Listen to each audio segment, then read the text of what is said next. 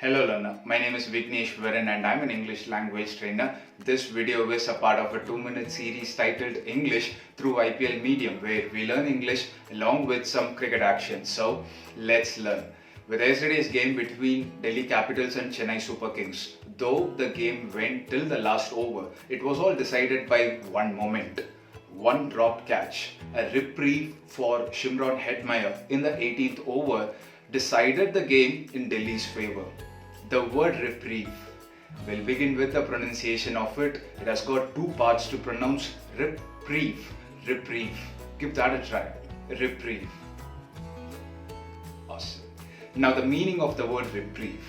Reprieve means to avoid punishing someone for their mistake. It's like you don't punish them and you let them walk away just like that. Yes, that is a reprieve. And in yesterday's game, Shimron Hetmeyer, he hit the ball straight to a fielder. It was a simple and a straightforward catch, but he was dropped by Kgowtham. Yes, he not only dropped the ball, he let the ball go for 4 runs. Yes, so that is a reprieve. He allowed Shimron Hetmeyer to just walk away with his mistake.